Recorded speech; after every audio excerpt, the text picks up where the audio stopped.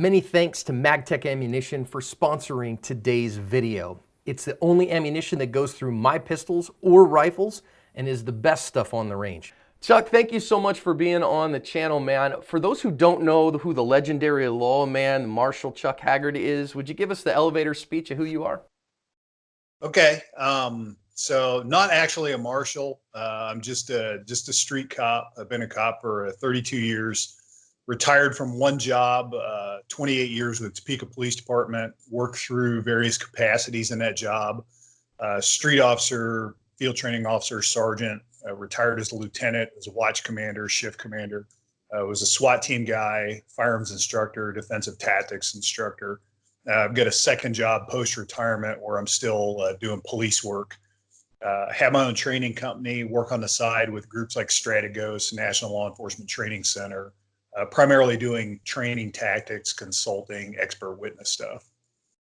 So you have been there and done that as a cop. So man, I appreciate that. And that's why I asked you to come on the channel, because there's a lot of times I don't want to talk about stuff in law enforcement because I'm not a cop, but your perspective on it, I think really helps. So let's talk about a couple of these. So far video is pretty standard. You get a call, you don't know what's going on. You go knock on the door and talk to people. I mean, it's what cops do every day. And he sees the guy inside the house and he's like, motioning to him, hey, sir, come out here. We need to talk, right? Yeah, that's the way it looks. And he illuminated himself. So he put his light on himself. What do you think of that? He's got a certain level of trust that he's talking to a homeowner or somebody that's supposed to be at the house. And it's not uncommon for people to not know you're the police in the dark and start doing the who's there, who's at my door kind of thing. I've had to do that, show my badge to people, show my ID to people because they don't know who's out there. So at this point, he knew that the guy had a weapon. So he said at this point, you can hear him say, oh no, he's got a weapon. I think that obviously ratchets it up a bit, right? Yes, quite a bit. Something I find interesting is the homeowner didn't cue in on the flashlights. In my business, in my world, almost everybody realizes that for bad guys, one of the clues in the dark that the cops has showed up is they start seeing big bright flashlights. We actually had a raid where an officer was killed. The suspect tried to claim he didn't know it was the police, thought it was a break-in. All the people in the area said they heard the commotion, looked out, saw the flashlights, knew it was the police, and went back to bed. Wow. So that's something that's very common on the street is big bright flashlights are something the police use. The bad guys don't run around with that because they don't want to draw that kind of attention to themselves. So that maybe as a private citizen is a clue or something that you can use as a part of the totality of the evidence. You see big bright flashlights, and especially you hear big bright flashlights and hey, it's the police. You can probably trust that, yeah, you're probably looking at the police. Probably. If you still got doubts, then you do something like call 911. Hey, I'm Joe Blow, 123 Main Street. The police say they're at my door. I don't think it's the police. If 911 says, no, sir, it's the police, then guess what? It's the police. Right. So now, this gentleman who, when I looked at the comments from the Athens Clark County Police Department, somebody said they knew him and he was an older gentleman, and he comes to the door here and busts, the door open with obviously a bright light on him. And what we can see here is he comes out and the officer sees immediately that he has a shotgun in his hand. And you can just see it there, that it's down at his side. So clearly, this looks to me like this officer is completely easily justified for having a gun in his hand because a dude's come to the door with a gun and he's a suspect in a crime. Well, and the officer doesn't know who he's dealing with. I know the guy in the house is probably, playing devil's advocate. He doesn't know it's the police. Well, the police don't know who he is either. Guy comes to the door with the gun. They've identified themselves with light. They've identified themselves verbally. And the guy is coming out to confront them with a shotgun from their perspective. Right there, the officer's at a disadvantage because shotgun trumps handgun in a gunfight. That's a well-known thing. Sure. All day long. And this is not a short shot for this officer as well. I mean, I mean, I don't know. I haven't looked at it really definitively, but A, he has no cover or concealment. He's kind of out in no man's land here. And B, he's probably, gosh, I'm guessing somewhere 12 to 15 yards away. It looks like he's all the way across the front yard. I don't know what.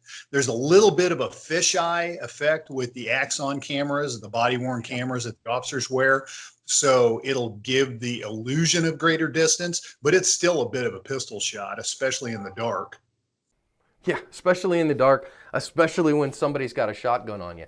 And he's giving commands here, right? So he's saying, you know, put the weapon down, put the weapon down. So now we have this totality of things that you got bright lights on you, the police have announced themselves, you've decided to come to the door, and here's my thing. If you think that's not the police, why are you answering your door to begin with? Oh, that's one of the issues that I've got with this is I see so many comments that just make my head hurt. They're like, well, if I don't think it's the police and I don't really think it's the police, then I'm going to come confront them. Why? That's horrible tactics. This guy gave up cover. He's got a brick house. He has cover, not just concealment. He can ensconce himself in that house in the dark behind brick, cover the door, get on 911, say, hey, somebody's breaking into my house. I'm here. I've got a shotgun. Send the police to come help me. If this really was a home invasion attempt, if this really was bad guys, opening the door is the worst thing you can do to defend yourself against bad guys that are trying a home invasion. I'll give you some examples. We had a case of a crew, multiple crew, think 5 to 9 people at a time doing home invasions where they break into houses at night. One of the things they would do is they would have a guy with a scanner in the car. If you had a low roof, like a split level with a garage, you know, 1-story roof, they would put a guy on the low roof with a shotgun in case they were breaking in and the homeowner chased them outside. The guy on the roof with the shotgun was supposed to take out the homeowner. I worked a case one time where the lady was very, very hood smart.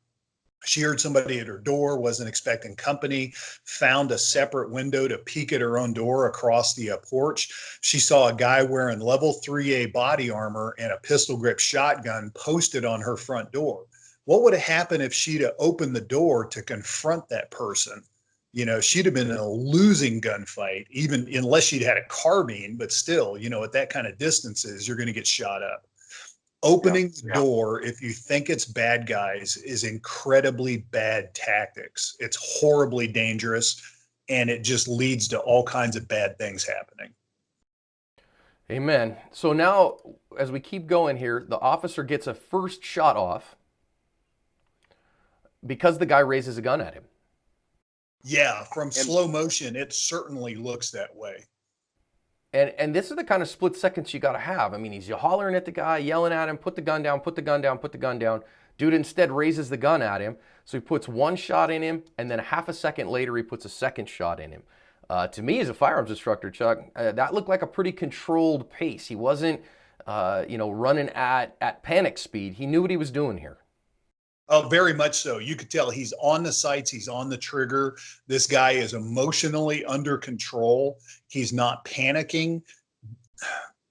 I hate to say this because this appears to be a sadly tragic case, but from the officer firearms training perspective, this guy was on point as far as his technical skills. This is exactly what we want to see. This is how you avoid hitting bystanders, having wild shootings and all kinds of crazy stuff, is this level of training. The officer is on point with his firearm skills.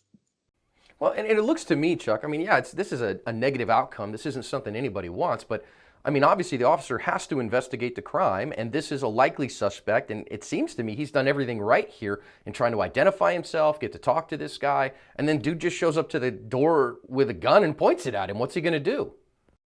And sadly, that is the case. That it looks to me, from past conversation, that I can be horribly critical of the police. There's a lot of bad cases out there that we see where poor training and things like that you can tell that the department's got poor training or the officer wasn't in control, things like that. That's not the case here. The guys go knock on the door to talk to somebody to investigate a call. That's what the police do. Somebody calls the police, they show up, they investigate whatever the complaint is, and then they do something, or they found out it's unfounded, whatever the case may be. But this is a day-to-day mundane thing that cops do. They show up on loud stereos, barking dogs, trash complaints, all kinds of stuff. You knock on people's doors. Hey, we're the police. We need to talk to you. You know, and sometimes it's as mundane as, could you turn the stereo down? The neighbors are complaining. That's what cops do. And that's what they were doing here was, you know, they want to go talk to the guy about the complaint. I know you said whoever the caller was said that there was a peeping Tom involved. Well, how do they know what's going on until they get there and talk to somebody? Yeah, they got to get in there.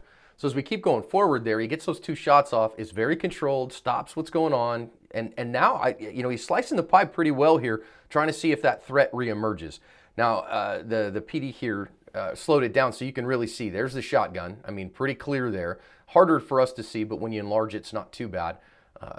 Has it at the side. Now the gun comes up. Now, pretty clear at that point that the officer is under deadly threat. I do like that he's still seeing this guy and trying to get him to get away from the gun, even having put a couple of shots in him. So pretty interesting to me. Of course, as a private citizen, I'm getting away from this threat. I'm running off. But as a cop, you got to keep going into it. Well, and in this case, if the guy is, they've shot this guy and they say the guy, for want of a better term, acquiesces to their authority. Well, now it's first aid time for them. They got to try and treat this guy, get him medical help. Yeah. Well, and interestingly to note for me is he did get a good shot here, but it takes this guy about 7 or 8 seconds to be incapacitated. That's with pistol fire. I've seen people running around for several minutes shot with pistols, even fatally shot. Yeah, that's the way it goes. And you do hear on the audio, the officer saying, "Sir, stay away from the gun. We're coming to help you," which again is, I think, exemplary here because, of course, this isn't the way that you want your day to go. This isn't what this officer wanted on his shift. Oh, not at all. Not at all. This guy obviously is not John Dillinger. And that is definitely something no officer wants to get involved in or be forced into this situation. And you can see a shotgun here. Now, I'm thinking, Chuck, I'd love your thoughts on, as the officer, he's coming into this place. Obviously, this room is a mess. You don't know if there's anybody else in this house, but you got to go secure that shotgun. Absolutely. And then, looking at that problem right there, I'd be thinking, oh man, how am I going to get to this guy to render aid? His feet are towards me. Does he have a handgun on his person? We know from the NIJ violent encounter study that 40-something% of the bad guys that they studied in those incidents had a backup weapon of some sort. And then you have the darkness beyond there with all the clutter that is visual, concealment. I'd be worried about somebody else. There's a lot of problems there. To heck, with that room right there, just rendering aid is going to be problematic. They can't even get to this guy. They're going to have to pick him up and carry him out into the front yard in order to be able to do first aid at all. And they definitely tried, although this guy did not make it. So, man, Chuck, I really appreciate the insight, man. Anything else you see out of this one? No, this one is it's sad. I hate to say, I feel for everybody involved. I know the gentleman's friends and family probably very sad about this, probably very angry. The cops involved are probably really sad that the whole thing happened. But if you look at it, one of the things I'll point out, the video, even with the Axon video, it's really good high-tech stuff. All digital video is subject to refresh rates and issues with low light and things like that. So you don't get a movie quality experience. What you get is within the realm of digital video, and there's a whole scientific study of breaking down digital video to what you see and what you don't see. So when people watch this, they can read into, well, was he bringing the gun up? Was he not bringing the gun up? In this case, the video may not show the whole picture, and it gives you a view of what the cops saw, but it doesn't give you the eyeballs of the cops. And video refresh rate, digital video refresh rate is a very real thing and an issue that's currently being explored in the police world on how to get better quality video without maxing out all your memory. Because with the video that the HD video uses up a whole lot more memory. And then the cops have to have servers to dump this stuff on. Is my pack going to max out before the end of shift? Things like that. So it's always a balancing act with this stuff. Yeah, and I mean, I'm grateful for it because obviously it gives us a picture here of what of close to what the officer saw. And therefore we can see, I mean, this guy wasn't acting unreasonably at all. He was doing the best he could with what he had. But it doesn't tell us everything. It doesn't tell us the whole story because of human performance factors and vision and versus camera and, foveal planes and all that stuff. So awesome. Chuck, thank you so much for the insight, man. No problem.